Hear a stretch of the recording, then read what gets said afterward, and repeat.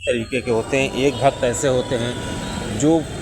बिल्कुल बचपन से ही उन्होंने कभी भी मांसाहार का सेवन नहीं किया है, और अगर वो भक्ति ना करें, पूजा ना करें, फिर भी वो मांस नहीं खाएंगे, चाहे उनको कोई करोड़ों रुपए दे दे, क्योंकि ऐसे भी लोग होते हैं। और कुछ लोग ऐसे होते हैं जो नई नई भक्ति शुरू करते हैं और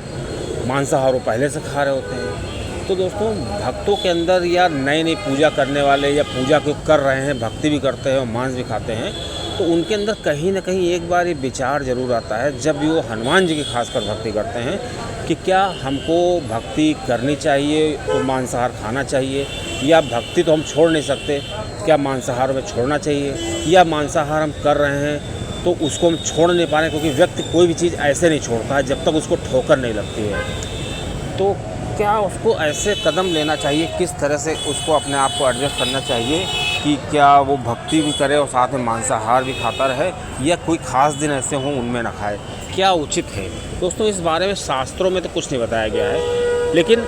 हम आंकड़े भी हमको इस तरह के मिलेंगे, जैसे कोई बहुत बड़ा भक्त है या कोई महापुरुष है, उसके वचन को मान सकते हैं, उसी को हम एक स्टैंडर्ड मान सकते हैं कि वो क्या कह रहा है, और उसी की बातों को अगर फॉलो किया जाए तो सही रहेगा, क्योंकि हर चीज़ का एक स्टैंडर्ड होता है। आदमी क्या करता है, अपने मन की सोचता है और अपनी सुविधा अनुसार सोचता है, कि वो सोचता है अरे कलकत्ता में तो मांस खाया जाता है, क्या वहाँ कोई भक्ति नहीं करता है, क्या वहाँ सब बेकार गरीब हैं या बहुत परेशान हैं। दोस्तों, इस तरह के तर्क जो होते हैं उनका कोई भी मतलब नहीं होता है। आपकी अगर परिस्थिति ऐसी है, आप ऐसी जगह पर रह रहे हैं जहाँ पे शाकाहार आपको पूरी तरीके से मिल रहा है,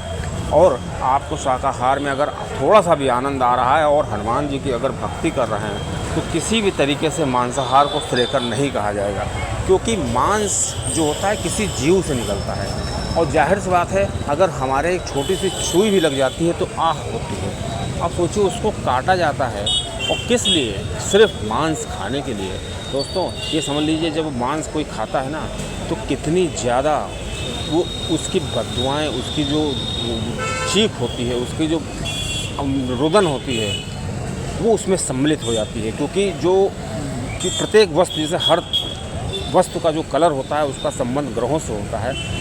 और जीव तो साक्षात ईश्वर के बनाए हुए होते हैं, क्योंकि दूसरा जीव कोई इस तरह की कोई मशीन नहीं बना सकती, विज्ञान चाहे जितनी तरक्की कर जाए। तो हम अगर पूजा कर रहे हैं, खासकर श्री हनुमान जी की पूजा कर रहे हैं, तो हमें इस चीज़ को हम अनदेखा कर ही नहीं सकते। या तो हम बिल्कुल भगवान को न माने, पूजा ही ना करें, और ख़ासकर हनुमान जी की। और अगर हम पूजा भी कर रहे हैं और साथ में इस चीज़